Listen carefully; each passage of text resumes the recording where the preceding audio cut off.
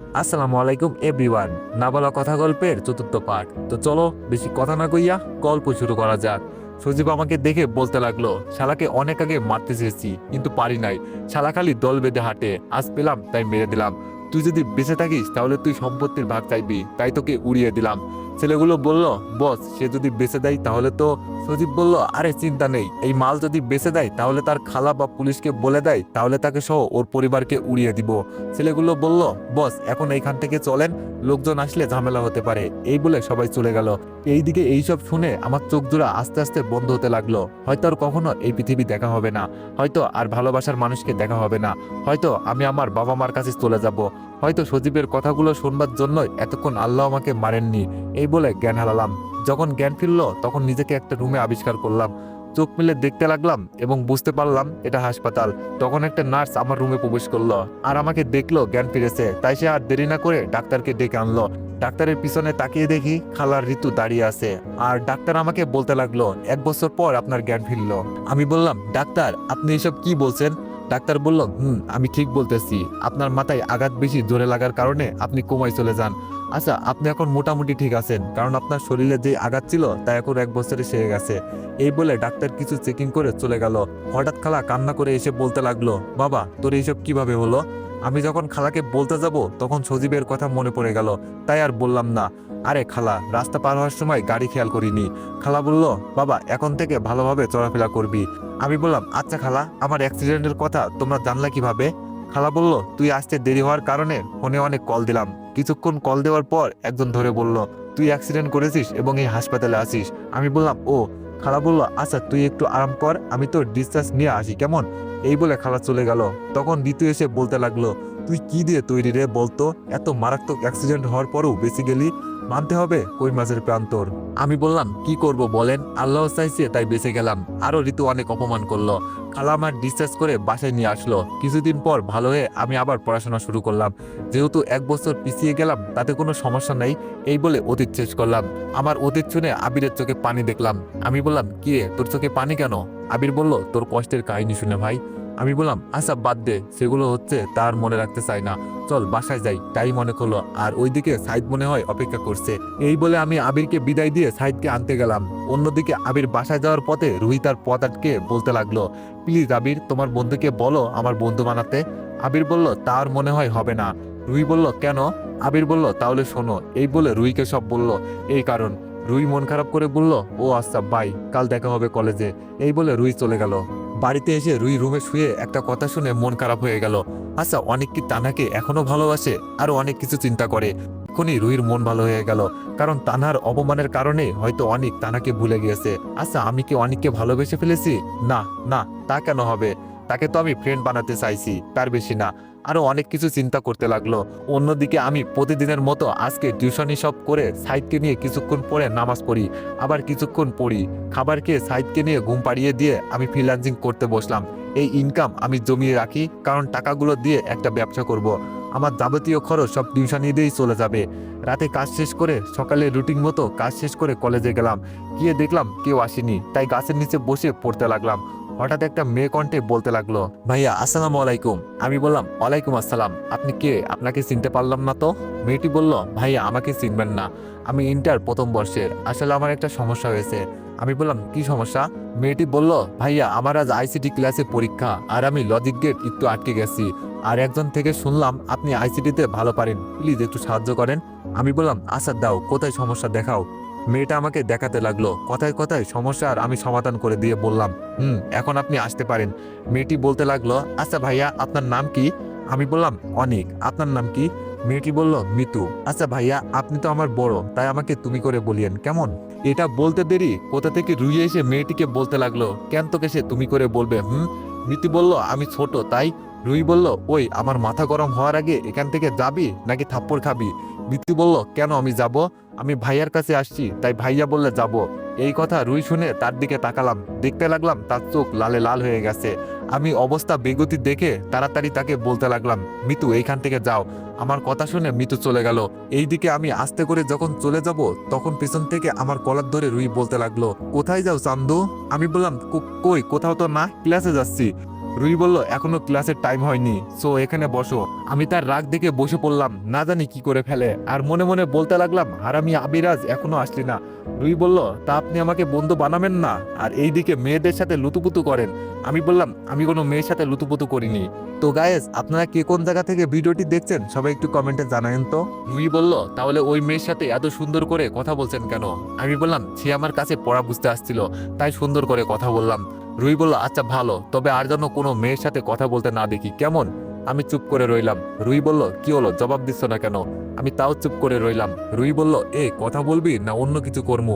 কি হলো জবাব দে। আমি বললাম তুমি বললা না এই মাত্র যেন কোনো মেয়ের সাথে কথা না বলতে, তাই বললাম না। রুই বলল আমি অন্য মেয়েদের কথা বলছি, আমার কথা না। আমি বললাম তা বললে পারতে না, না বলে কোনো মেয়ের কথা বলছো? রুই বলল ও সরি, এখন বল আমি তোর ফ্রেন্ড হতে পারি? আমি বললাম না, আমার কোনো ফ্রেন্ড লাগবে না, একজন আছে এই যথেষ্ট। এই বলে যখন উঠতে যাব তখন রুই বলল অনেক হয়েছে আন্না, ভাবছিলাম তোকে ভালোভাবে বন্ধু বানিয়ে তারপর আস্তে আস্তে নিজের করে নিব, কিন্তু তার হলো কই। এই শোন, আমি তোকে যা বলছি মন দিয়ে শোন। তুই যদি আমার কথাই রাজি না হইস তাহলে এক্ষুনি আমি নিজের হাত কেটে ফেলবো একটা ব্লেড হাতে নিয়ে। আমি বললাম দেখো রুই, এরকম পাগলামি করিও না, ব্লেড হাত থেকে ফেলে দাও। রুই বলল না, তোর কোনো কথাই আমি শুনবো না, আগে বল আমি যা বলবো তাতে তুই রাজি থাকবি, না হলে কিন্তু। আমি বললাম আচ্ছা কি বলবা বলো, তাও এরকম পাগলামি করিও না। রুই বলল দেখ, তোকে আমি আগে পছন্দ করতাম না, তবে যেই দিন আবির তোর কথা আমাকে বললো সেই দিন থেকে আমি তোকে ফলো করি। দেখলাম তুই সবাইকে সাহায্য, সবার সাথে ভালো ব্যবহার, এইসব দেখে আমি তোকে ভালোবেসে ফেলেছি। প্লিজ আমাকে ফিরিয়ে দিস না, না হলে তোর সামনে আমি নিজেকে মেরে ফেলবো। আমি রুইর কথা শুনে অবাক হলাম। তারপর রুইকে বলতে লাগলাম দেখো তুমি কোথায় আমি কোথায়, তোমার সাথে আমার যায় না, আমার নাই কোথাও থাকার জায়গা, নাই ভালো চাকরি, তোমাকে আমি কেমনে রাখবো? তার চেয়ে তুমি এই পাগলামি ছেড়ে দাও, আর আমার চেয়ে ভালো কাউকে পাবা, আমি তোমার যোগ্য না। রুই বলল দেখ, আমি তোর কাছ থেকে জ্ঞান শুনতে আসিনি, তুই রাজি কিনা তাই বল, না হলে দিলাম। আমি অবস্থা সামাল দিতে বললাম দেখো আমার সময় দাও, আমি ভেবে বলবো। রুই বলল নে, সময় দিলাম 10 মিনিট, এর বেশি হলে হাত কাটবো। আমি বললাম কি মাত্র 10 মিনিট? রুই বলল আর কোনো কথা নয়, না হলে কিন্তু। আমি বললাম আচ্ছা আচ্ছা তুমি থামো, আসলে কলেজের পেছনে আমরা এইখানে বসতে ভালো লাগে, তাই তার এই কাজগুলো কেউ দেখছে না, না হলে এখানে মানুষের ভিড় লেগে যেত। আমি কিছুক্ষণ ভাবতেছি, মেয়েটা আবেগের ঘরে বলতেছে, তাই আমি এখন রাজি হয়ে যাই, কিছুদিন পরে ঠিক হয়ে যাবে। এগুলো ভাবতেছি তখন রুই বলতে লাগলো ওই তোর হলো? উত্তর কিন্তু হ্যাঁ চাই। আমি বললাম আমি রাজি। এই বলতে দেরি রুই আমাকে জড়িয়ে ধরে গালে কিস করে দিতে দেরি করেনি। আমি লজ্জায় কোথায় মুখ লাগাবো জায়গা পাচ্ছি না, এই প্রথম কোনো মেয়ে আমাকে কিস করলো। আমি বললাম এটা কি হলো? রুই লজ্জা পেয়ে বলল কেন, তোমাকে আদর করলাম আর কি। আমি বললাম হয়েছে, আর লজ্জা পেতে হবে না, এখন ক্লাসে চলো। আজ আবির আসলো না, সব ক্লাস শেষ করে বাইরে যেতে লাগলাম, তখন রুই বলল এই তোমার নাম্বার দাও। আমিও দিয়ে সেখান থেকে রুইকে বিদায় দিয়ে সাইদকে নিয়ে বাসায় আসলাম। প্রতিদিনের মতো টিউশনি শেষ করে বাড়িতে খাবার রান্না করে আমি আর সাইদ খাওয়া দাওয়া করে সাইদকে ঘুমাতে বলে আমি আমার কাজ করতে লাগলাম। রাত 11:30 আননোন নাম্বার থেকে কল আসলো। আননোন দেখে কল ধরলাম না, যখন কল দিয়েই যাচ্ছে তাই মাথা গরম করে বলতে লাগলাম কোন শালারে এত রাতে ডিস্টার্ব করে, এখন ফোন রাখ আমি কাজ করি। মেয়ে কণ্ঠে বলতে লাগলো ওই আমি তোর শালা না, আমি তোর বউ, তোর ফোন ধরতে দেরি কেন হলো? আমি বললাম আজব, আমি কখন বিয়ে করলাম, আর আপনি তুই করে কেন বলছেন? মেয়েটি বলল ওই হারামি, আমি রুহি, বুঝলি, বিয়ে হয়নি তো কি হয়েছে? আমি বললাম রুহি সরি, আমি বুঝতে পারিনি, একটা কাজ করতেছি তো তাই। রুই বলল সমস্যা নাই, আমার বাবুটা খাবার খেয়েছে? আমি বললাম এই তোমার বাবু আসলো কোথা থেকে, এখনো তো বিয়ে করিনি। রুই বলল এই হাদারাম কিছু বোঝে না, আমি তোমাকে বাবু বলছি, এখন বলো খেয়েছো? আমি বললাম কি আজব, 18 বছরে এত বড় হলাম খেয়ে দে, আর তুমি 1 সেকেন্ডে বাচ্চা বানিয়ে দিলে, বাহ। খেয়েছি, তুমি খেয়েছো? রুই হেসে বলল এখন থেকে আমি তোমাকে বাবু বলে ডাকবো। আমিও খেয়েছি। রুইর সাথে আরো অনেকক্ষণ কথা বলে ঘুমিয়ে গেলাম। সকালে প্রতিদিনের রুটিন অনুযায়ী সাইদকে স্কুলে দিয়ে আমি কলেজে আসলাম। এসেই দেখি আবির ফোনে কার সাথে যেন কথা বলছে। তখন বললাম কিরে হারামি, কার সাথে কথা বলছিস? আবির বলল এই তো আম্মুর সাথে বললাম, কেমন আছিস? আমি বললাম আলহামদুলিল্লাহ, তুই? আবির বলল আলহামদুলিল্লাহ, চল ক্লাসে। এই বলে যখন ক্লাসের দিকে হাঁটা ধরলাম তখন পিছন থেকে রুই বলল আমাকে না নিয়ে চলে যাচ্ছ কেন, আর আসার সময় কল দিলা না কেন অনেক? আমি বললাম তোমাকে দেখে নাই তাই, দুইজন চলে যাইতেছি, আমার ভুল হয়ে গেছে ফোন দিতে। আচ্ছা এখন রাগ না করে ক্লাসে চলো। এই বলে ক্লাসে চলে আসলাম। আমি আবিরের সাথে বসেছি আর রুই তার বান্ধবীর সাথে। মামা, যেই মেয়েকে তুই বন্ধু বানাতে চাইছিলি না সেই মেয়ে তোর উপর এত অধিকার কেমনে মামা? আমি বললাম আরে তেমন কিছু না, এখন ক্লাস কর। আবির বলল বলবি নাকি অন্য কিছু করব? আমি বললাম কি করবি? আবির বলল এখন রুইর দিকে একটা কাগজ মারবো, স্যারকে দেখিয়ে এমন ভাবে মারমো যেন স্যার আমাকে না দেখে, তারপর স্যার জিগাইলে আমি কমু তুই মারছোস। এখন বল সোজা বলবি নাকি অন্য কিছু করবো? আমি বললাম ভাই তোর কাছে মাপ চাই, এত বড় মিথ্যা বলিস না, আমি বলছি শোন। এই বলে আমি তাকে সব বলে দিলাম। আবির বলল কি কস মামা, তলে তলে টেম্পো চালাও, আমি কইলেই কিছু না, এখন টিপ দিবি, না হলে সবাইকে বলে বেড়ামু। তুই তো জানোস বন্ধুকে কথা বললে সেই কথা 5G গতিতে ছড়াবে, এখন মুখ বন্ধ রাখতে চাইলে টিপ দিবি। আমি বললাম আচ্ছা। আবির বলল দেখ দেখ তোর লাইলা তোর দিকে কেমন আর চোখে তাকিয়ে আছে। আমি আবিরের কথায় তাকিয়ে দেখি সত্যি। আমি রুহির দিকে তাকাতেই রুহি আমাকে চোখ মারলো। তা দেখে আমি লজ্জায় তার দিকে আর তাকাইনি, পড়তে মন দিলাম। সব ক্লাস শেষ করে আবিরকে বিদায় দিয়ে সাইদকে আনতে যাওয়ার সময় যখন কলেজ থেকে বাইরে আসতে যাবো তখন রুহি ডেকে বলল, ওই হারামি তুই আমার দিকে তাকাস নাই কেন? আমি বললাম ওটা ক্লাস, পার্ট না যে তোমার দিকে তাকিয়ে থাকবো, বুঝলে? রুহি বলল আমি কিছু জানি না, ক্লাসের ফাঁকে ফাঁকে তুমি আমাকে দেখবে ব্যাস। আমি বললাম আচ্ছা ডাইনি টুকু রানী। রুহি বলল ওই কি বললা, আবার বলো। আমি বললাম কই কিছুই বলি নাই তো। রুহি বলল তুই মনে হয় ডাইনি বলছস আমারে। আমি বললাম আরে না, আমি তোমাকে রানী বলছি যে। রুহি বলল ও মা তাই? আমি বললাম হয়েছে, আর লজ্জা পাওয়ার দরকার নেই, এখন বাড়িতে যাও। রুহি বলল আচ্ছা বাই, কাল দেখা হবে, আমি তোমাকে রাতে কল দিমু, আল্লাহ হাফেজ। আমি আর দেরি না করে সাইদকে আনতে গেলাম। সাইদকে বাসায় আনার পর দুইজন গোসল করে জোহরের নামাজ পড়ে খাওয়া দাওয়া করে কিছুক্ষণ শুয়ে থেকে টিউশনিতে গেলাম। সব টিউশনি করে সন্ধ্যায় নামাজ পড়ে যখন বাড়িতে আসতে যাব তখন দেখি কিছু মানুষের ভিড় একত্র হয়ে দাঁড়িয়ে আছে, মনে হয় কিছু হয়েছে। সেখানে গিয়ে দেখি এক ভদ্রলোক মাটিতে পড়ে আছে। আমি সবাইকে বললাম এখানে তাকিয়ে তাকিয়ে দাঁড়িয়ে না থেকে তাকে একটু সাহায্য তো করতে পারেন, তা না করে দাঁড়িয়ে তামাশা দেখছেন। আচ্ছা এখানে এই লোকটার জায়গায় আপনার কেউ থাকতো তাহলে কি হতো? সবাই আমার কথা শুনে মাথা নিচু করে আছে। আমি আবার বললাম এখন তাকিয়ে না দেখে তাকে ধরে গাড়িতে তুলেন, আমি তাকে হাসপাতালে নিব। এই বলে সবাই মিলে গাড়িতে করে হাসপাতালে নিয়ে গিয়ে ক্যাবিনে শিফট করলাম। কিছুক্ষণ পর ডাক্তার কেবিন থেকে বের হলো। আমি ডাক্তারের কাছে গিয়ে বললাম ডাক্তার সাহেব এখন লোকটার কি অবস্থা? ডক্টর বলল তেমন কিছু হয়নি, লোকটার প্রেশার বেড়ে গিয়েছে তাই অজ্ঞান হয়ে পড়ে গিয়েছে, এখন ঘুমের ইঞ্জেকশন দিয়েছি, কিছুক্ষণ পর জ্ঞান ফিরবে। আমি বললাম তাহলে আমি তার কেবিনে যাই কেমন? ডাক্তার বলল যান, তবে ডাকবেন না। আমি বললাম এই বলে লোকটির কেবিনে গেলাম। লোকটিকে দেখে যখন আসবো তখন তার প্যান্ট থেকে ফোনটা বেজে উঠলো, তাই আমি দেরি না করে ফোনটা ধরলাম। তখন একটা ছেলে বলতে লাগলো হ্যালো বাবা তুমি কোথায়, এত দেরি হচ্ছে কেন তোমার? এই জন্য বলি গাড়ি নিয়ে যেতে, তা না করে হেঁটে হেঁটে শরীর চর্চা করতেছো সন্ধ্যাবেলায়, বুঝো ঠেলা। আমি বললাম আরে আমি আপনার বাবা না, আপনার বাবা এই হাসপাতালে আছে। ছেলেটি কান্না করে দিয়ে বলল কি আমার বাবার কি হয়েছে? আমি বললাম তেমন কিছু না, এমনি অজ্ঞান হয়ে গিয়েছিল, এখন ভালো আছে, আপনি তাড়াতাড়ি আসেন। ছেলেটি বলল আচ্ছা আপনি 5 মিনিট অপেক্ষা করেন আর কেবিনের নাম্বার বলেন, আমি আসতেছি। আমি বললাম 2য় তলায় 50 নম্বর কেবিনে। কিছুক্ষণ পর একটা ছেলে আসলো আর আমাকে বলতে লাগলো ভাই আপনি কি ফোন ধরেছেন? এতক্ষণ আমার মাথা নিচু ছিল। তার কথা শুনে বলে মাথা উপরে তোলার পর আমি যাকে দেখলাম তাকে দেখে আমি পুরো অবাক। আমি বললাম রাফি তুই এখানে, তার মানে আঙ্কেল তোর বাবা? রাফি বলল আমি বললাম আচ্ছা তাহলে তুই যা, আমি চলে যাচ্ছি। রাফি বলল আমি বাবার কেবিন থেকে আসা পর্যন্ত যদি 1 পা দিস তাহলে তোর খবর আছে, এই বলে চলে গেল। আমি কিছুক্ষণ বসে থাকার পর রাফি আসলো, তাই তাকে বললাম আঙ্কেল কেমন আছে? রাফি বলল ভালো, এখন ঘুমাই। আমি বললাম তাহলে এখন যাই আমি? রাফি বলল আমি বলছি যেতে। আমি বললাম না। রাফি বলল তাহলে এরকম কেন করছিস, তোর সাথে কথা আছে অনেক। আমি বললাম শুন বাড়িতে আমার ভাই আছে 8 বছরের, এখন আমার দেরি হয়ে গেছে, ছেলেটা একা ঘরে, তোর সাথে কাল কথা বলবো, কাল শুক্রবার আছে। রাফি বলল কেমনে কি, ছেলে আসলো কোথা থেকে? আমি বললাম তোকে সব বলবো পরে, কাল এই পার্কে 9টায় চলে আসিস। রাফি বলল তাহলে তোর নাম্বারটা দে। আমি বললাম এই নে। রাফিকে নাম্বার দিয়ে আমি এশার নামাজ পড়ে বাসায় চলে আসলাম। দরজা খোলা মাত্রই সাইদ দৌড়ে এসে আমাকে জড়িয়ে ধরে কান্না করে দিল। আমি বললাম এই কান্না করছিস কেন? সাইদ বলল আমি তোমার জন্য ভয় পাইছি, তুমি যদি হারিয়ে যাও তাই, তুমি আর দেরি করে আসবে না। আমি বললাম আচ্ছা পাগল একটা, আমি কি বাচ্চা যে হারিয়ে যাব? আচ্ছা চল এখন খেতে, আমার অনেক ক্ষুধা লাগছে। সাইদ বলল চলো। আমি ফ্রেশ হয়ে খাবার তৈরি করে দুইজন মিলে খেয়ে পড়তে বসলাম। অনেকক্ষণ পরে সাইদকে ঘুম পাড়িয়ে আমি ফ্রিল্যান্সিং করা শুরু করে দিলাম। কাজ শেষ করে ঘুমাইতে যাব তখন রুহি দিল কল ধরে বললাম আসসালামু আলাইকুম, কেমন আছো? রুহি বলল ভালো, তুমি? আমি বললাম আলহামদুলিল্লাহ, খাওয়া হয়েছে? রুহি বলল তোমার? আমি বললাম কি করো? রুহি বলল এই তোমার সাথে কথা বলি, তুমি? আমি বললাম আমিও। রুহি বলল আচ্ছা শোনো, কালকে শুক্রবার, তাহলে সকালে কোথাও ঘুরতে যাই, চলো না? আমি বললাম না আমার কাজ আছে আর একদিন। রুহি বলল কি এত কাজ যে শুক্রবারে? আমি বললাম অনেক কিছু, কাল না অন্য আরেকদিন। এটা বলার পর রুহি কল কেটে দিল, মনে হয় রাগ করেছে। অন্যদিকে একটা অজানা ছেলে আর একটা অজানা মেয়ে কথা বলতেছে। মেয়েটি বলল হ্যালো বাবু কেমন আছো? ছেলেটি বলল ভালো, তুমি? মেয়েটি বলল ভালো। ছেলেটি বলল তুমি তো মিশনের চক্করে আমার কথা ভুলেই গেছো। মেয়েটি বলল আরে না বাবু, যদি ভুলেই যেতাম তোমাকে ফোন দিতাম বলো। মেয়েটি বলল, আমার মিশন শেষ হলে তোমার কাছে একেবারে ফিরে যাব। কেমন? ছেলেটি বলল, তোমার কাজ কখন শেষ হবে? মেয়েটি বলল, মাত্র শুরু করলাম, 8-9 মাস লাগবে। হয়তো আমার ফর্মুলা কাজে দিতে দেরি আছে। আমার সাথে লাগতে আসার কল বুঝতে হবে। আচ্ছা বাই, এই বলে কল কেটে দিল। তো এভরিওয়ান, তোমরা যারা এইটুকু বুঝতে পারোনি, গল্পের সাথে থাকো, অবশ্যই বুঝতে পারবা।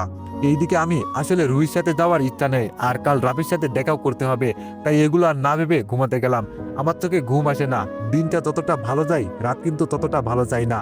রাত এমন একটা অন্ধকার, যেটাতে শুধু অন্ধকারে কালো অতীত মনে পড়ে। একটা দিনের শেষ যেভাবে সূর্য ডোবার সাথে শেষ হয়, সেখান থেকে শুরু হয় সেই অন্ধকার রাত, যেটা তত গভীর হয় ততটা কালো অতীত মনে পড়ে। সেখানে প্রিয়জনের অবহেলা, ভালোবাসার মানুষের কাছে অবিশ্বাসের অপমানের পাত্র ছাড়া আর কিছু ছিল না। আমি তাকে এখনো অনেক ভালোবাসি, কিন্তু তাকে আমার ভালোবাসা বোঝাতে পারিনি। হয়তো সব ভালোবাসা পূর্ণতা পায় না, তবে তাকে অনেক ভালোবাসি আর বাসবো। এগুলো ভাবতে ভাবতে ঘুমিয়ে গেলাম। সকালে ফজরের নামাজ পড়ে কিছুক্ষণ ঘোরাঘুরি করে বাসায় এসে খাবার তৈরি করে সাইদকে নিয়ে খাবার খেয়ে একটু দুইজন গল্প করতে করতে 8:45 হয়ে গেল। তাই সাইদকে বললাম তাড়াতাড়ি রেডি হতে, ঘুরতে যাব। সে ঘুরতে যাওয়ার কথা শুনে অনেক খুশি হয়ে রেডি হতে গেল। কিছুক্ষণের ভিতরে দুইজন রেডি হয়ে গেলাম পার্কে। সেখানে গিয়ে দেখি রাফি গাছের নিচে বসে আছে। তার কাছে গেলাম, তখন রাফি বলতে লাগলো, কিরে এই কিউট পিস্তিটা কে? সাইদ বলল, ওই আমাকে কে পিস্তি বললো রে? রাফি বলল, ওরে বাবা, পোলা তো নয় যেন আগুনের গোলা। সাইদ বলল, আমি অনেক বড় হয়েছি বুঝলে, আমার নাম সাইদ, নাম ধরে ডাকবে কেমন? না হলে খবর আছে। রাফি বলল, আচ্ছা পিচ্চি টুক্কু ভাইয়া। সাইদ বলল, অনেক ভাইয়া, দেখো না তোমার বন্ধু আমাকে খেপাইতেছে, আমি কিন্তু রাগ করব। আমি বললাম, এই তোরা থাম রাফি, এটা আমার ভাই। রাফি বলল, কিভাবে? আমি তো জানতাম তোর কোনো ভাই নেই। তাহলে? আমি বললাম, তোকে সব বলবো, এখন চল কিছুক্ষণ হাঁটি। কিছুক্ষণ হাঁটার পর রাফি বলল, চল সামনের রেস্টুরেন্টে, ওখানে বসে সব কথা হবে, আমাকে অনেক প্রশ্নের জবাব দিতে হবে তোকে। আমি বললাম, সব বলবো। এই বলে তিনজন রেস্টুরেন্টে গিয়ে বসলাম খাবার খাওয়ার জন্য। খাবার অর্ডার দিয়ে রাফি আমাকে বলল, আমি কাজিন থেকে শুনেছি তুই কি বলে তানাকে ধোকা দিছস, তুই কি বলে তানার সাথে রিলেশনে থাকা অবস্থায় আরো একটা রিলেশন করতি। কাজিন আমাকে বলল সে তানার কাছ থেকে শুনেছে। আমি বললাম, এখানে তুই যা শুনেছিস সব সাজানো। দেখ, তুই জানতি আমার মামাতো বোন আমাকে সহ্য করতে পারতো না, সে আমাকে হাসি খুশি দেখতে পারতো না। রাফি বলল, এখানে ঋতু কি করলো? আমি বললাম, বলছি। তারপর তাকে সব বললাম। এইসব বলার পর সাইদ আর রাফির দিকে তাকিয়ে দেখি চোখে পানি। সাইদ বলল, ভাইয়া তোমার জীবনে এত কষ্ট আর তুমি এত হাসি খুশি থাকো। আর রাফি বলল, আমার তোর উপর বিশ্বাস ছিল, কথা শুনে তোকে অনেক ফোন করেছিলাম, তবে তোর ফোন বন্ধ ছিল, তাই তোর সাথে যোগাযোগ করতে পারিনি। অনেক চেষ্টা করেছি, কিন্তু সজীব এটা করবে ভাবতে পারিনি। আমি বললাম, আমি ভাবছিলাম কখনো তাদের কাছে যাব না সম্পত্তির ভাগ চাইতে, কিন্তু এখন আমি ভাবছি তাদের বাড়ি ছাড়া করবো একদিন, তা খুব তাড়াতাড়ি। আচ্ছা বাদ দে, এখন খাবার এসেছে, খাবার খা। এই বলে সবাই খাবার খেতে লাগলাম। খাবার খেয়ে বিল দিয়ে আবার হাঁটতে লাগলাম। তখন রাফি বলল, আচ্ছা তুই কি এখনো তানাকে ভালোবাসিস? আমি বললাম, হয়তো বাসতাম, তবে তার বলা শেষ কথা আমাকে এখনো ভাবাই, আদৌ সে কি আমাকে ভালোবাসতো? রাফি বলল, আচ্ছা সে যদি আসতে চাই তাহলে কি করবি? আমি বললাম, সেটা সময় বলে দিবে। রাফি বলল, আচ্ছা তুই তোর অফিসে কখন বসবি আর কত? ম্যানেজার কাকা সামলাবে, ও তো বুড়ো হয়ে গেছে, এখন তো তাকে বিশ্রাম দে। আমি মুচকে হাসি দিয়ে বললাম, বসবো, সময় হলে বসবো, এখন মাঝে মাঝে গিয়ে দেখে আসি শুধু। আর 2 মাস পর ফাইনাল পরীক্ষা, তারপর এমনি প্রতিদিন যাব, তবে সময় এলে নিজেকে প্রকাশ করব। তো গায়েস, আপনাদের সবকিছুই বলা হবে। রাফি বলল, সেটা তোর ইচ্ছা। সাইদ বলল, ভাইয়া এটা কি শুনলাম আমি? আমি বললাম, আরে না, এটা এমনি, আমার সাথেও দুষ্টামি করছে তোমার ভাই। সাইদ বলল, ও। রাফি বলল, বাবু। সাইদ বলল, ভাইয়া তোমাকে বলছি না আমাকে বাচ্চা বাবু না ডাকতে, দাও তোমার সাথে কথা নাই। রাফি বলল, আরে আরে, আমার বড় ভাইটা দেখছি রাগ করছে, আচ্ছা আর ডাকবো না, এখন আমার সাথে কথা বলো। সাইদ বলল, না বলবো না, তুমি পচা। রাফি বলল, আচ্ছা কি করলে আমার ভাই আমার সাথে কথা বলবে? সাইদ বলল, কান ধরে সরি বলো, তারপরে দেখা যাবে। রাফি বলল, এটা না করলে হয় না? সাইদ বলল, না, করতেই হবে। রাফি বলল, আচ্ছা বাবা, এই কান ধরলাম, এই সরি বললাম, এখন তো মাফ করো আমাকে। সাইদ বলল, আচ্ছা মাফ করে দিলাম, আর আমাকে বাচ্চা বাবু ডাকবা না। রাফি বলল, না রে ভাই, আর বলবো না, আমার ভুল হয়ে গেছে। আমি বললাম, আচ্ছা তোরা কি এখানে একেবারে চলে আসলি নাকি? রাফি বলল, কিন্তু আমি এখনো না, অনার্স প্রথম বর্ষ শেষ করে আসবো, এখন চলে যাব। আমি বললাম, ও। রাফি বলল, তুই তাহলে এখন কি করিস? আমি বললাম, এখন 3টা টিউশনি করাই আর ফ্রিল্যান্সিং করি। ফ্রিল্যান্সিং বললে ভুল হবে, এটা আমি অফিসের কাজ করি। রাফি বলল, ও তাহলে সাহিত্য ঘরে একা থাকে তাই না? আমি বললাম, রাফি বলল, আচ্ছা তোকে একটা বুদ্ধি দিই, শোন, তুই সারাদিন বাইরে থাকোস, তাই বলছি তুই যখন বাইরে থাকোস তখন সাহিদকে আমাদের এতিমখানাতে রেখে আসবি, আবার তোর কাজ শেষ হলে নিয়ে আসবি। দেখ, ওখানে বাচ্চাদের সাথে খেলাধুলা করলে তার মন ভালো থাকবে। আমি বললাম রাফি তুই কিন্তু কথাটা খারাপ বলিসনি, আমি আজ বিকালে নিয়ে তাদের সাথে পরিচয় করিয়ে দিব তোদের এতিমখানায় গিয়ে। এখানে রাফি আমাকে অনেকবার নিয়ে গিয়েছিল, তাই সমস্যা হবে না। আরো অনেকক্ষণ হাঁটাহাঁটি করার পর রাফিকে বিদায় দিয়ে আমরা দুইজন বাসায় এসে গোসল করে নামাজ পড়তে গেলাম। জুমার নামাজ পড়ে দুই ভাই একটা রেস্টুরেন্টে গিয়ে খাবার খেয়ে এতিমখানাতে চলে গেলাম। সেখানে সবার সাথে সাইদকে পরিচয় করিয়ে তাকে সেইখানে রেখে আসলাম। আসার পথে ভাবতেছি রুইকে তো কখনো ভালোবাসতে পারবো না, শুধু শুধু তাকে আমার প্রতি আসক্ত করে তাকে ধোঁকা দিতে পারবো না। তার চেয়ে বরং এখন তাকে সব বুঝিয়ে বলে দিই, তাতে আমার ভালো হবে। এই বলে রুহিকে ফোন দিলাম, সে সাথে সাথে রিসিভ করলো। আমি বললাম হ্যালো রুহি, কোথায় তুমি? রুহি বলল আমি তো বাসায়। কেন? আমি বললাম তাহলে এই পার্কে চলে আসো, তোমার সাথে জরুরি কথা আছে। রুহি বলল আর সূর্য কোন দিকে উঠলো যে তার নাকি আবার জরুরি কথা? আমি বললাম এত কথা না বাড়িয়ে চলে আসো। রুহি বলল আচ্ছা, তবে রাতে বললা যে তোমার কাজ আছে। আমি বললাম কাজ শেষ, এখন তুমি আসো। এই বলে ফোন কেটে দিলাম। কিছুক্ষণ পর আমি পার্কে গেলাম, সেখানে গিয়ে দেখি রুহি একটা গাছের নিচে বসে আছে। আমি দেখে অবাক হলেও কিছু বললাম না। আমি রুহির কাছে গিয়ে বললাম কেমন আছো? রুহি বলল ভালো, তুমি? আমি বললাম আলহামদুলিল্লাহ। আচ্ছা যেটার জন্য তোমাকে ডাকলাম। রুহি খুশি মনে বললাম বলো। আমি বললাম আগে আমাকে ওয়াদা করো কিছু উল্টোপাল্টা করবা না। রুহি বলল কি এমন কথা যে শুনে আমি খারাপ কিছু করব? আমি বললাম আগে ওয়াদা করো, আমি বলতেছি। রুহি বলল আচ্ছা করলাম, এখন বলো। আমি বললাম দেখো রুহি, তুমি হয়তো জানো না আমি আগে একজনকে ভালোবাসতাম। রুহি বলল আমি জানি, আবির বলেছিল। আমি বললাম ও তাহলে ভালো, এখন সোজা কথায় আসি। দেখো তুমি আমার চেয়ে ভালো কাউকে পাবা। তুমি যদি আমাকে ভালোবেসে কাছে পাও তাহলে আমি তোমাকে কখনোই ভালোবাসতে পারবো না। দেখো আমার কোনো ভবিষ্যৎ নেই, কিন্তু তোমার আছে, তাই বলছি আমাকে তুমি ভুলে যাও। রুহি কান্না করতে করতে বলল দেখো তোমার চেয়ে ভালো লাগবে না, তুমি হলেই চলবে। আমি বললাম দেখো তুমি আমাকে কথা দিয়েছো, আর দেখো জোর করে কখনো ভালোবাসা হয় না, তাই আর বেশি কষ্ট পাওয়ার চাইতে এখন কম কষ্ট পাওয়াই ভালো, তুমি আমাকে ভুলে যাও রুহি। রুহি কান্নাতরিত গলায় বলতে লাগলো যেহেতু তোমায় কথা দিয়েছি সেহেতু কথা রাখবো, কিন্তু আমি এখন বলছি তোমাকে আমি সারা জীবন ভালোবেসে যাব। আচ্ছা এইসব বাদ দাও, হয়তো ভালোবাসা আমার ভাগ্যে ছিল না, তা আমরা কিন্তু বন্ধু হতে পারি। আমি বললাম রুহি বলল আচ্ছা চলো ঘোরাঘুরি করব। আমি জানি মেয়েটা অনেক কষ্ট পেয়েছে, এখন না বলা যাবে না, তাই বললাম না চলো। রুহির সাথে কিছুক্ষণ ঘোরাঘুরি করে তাকে বিদায় দিয়ে আসরের নামাজ পড়ে সাইদকে এতিমখানা থেকে নিয়ে বাসায় চলে আসলাম। বাসায় এসে ফিরে এসে রাতের খাবার বানিয়ে দুই ভাই মাগরিবের নামাজ পড়ে পড়তে বসলাম। ঈশার আজান শুনে পড়া থেকে উঠে দুই ভাই নামাজ পড়ে কিছুক্ষণ আবার পড়ে খাবার খেয়ে দুই ভাই কিছুক্ষণ গল্প করলাম। কিছুক্ষণ পরে সাইদকে ঘুম পাড়িয়ে আমি কাজ করতে লাগলাম। এখন আপনাদের বলি কাজের ফাঁকে ফাঁকে আমার কিভাবে অফিস আছে। তো এভরিওয়ান নেক্সট পার্টের জন্য অপেক্ষা করো। আর তোমরা তো দেখছোই আমি আস্তে আস্তে গল্পগুলো বড় করতেছি, তো তোমরা যেভাবে সাপোর্ট করতেছো আমাকে, তো আশা করি সামনের দিকে আরো বড় করে গল্প আপলোড দিব। ধন্যবাদ।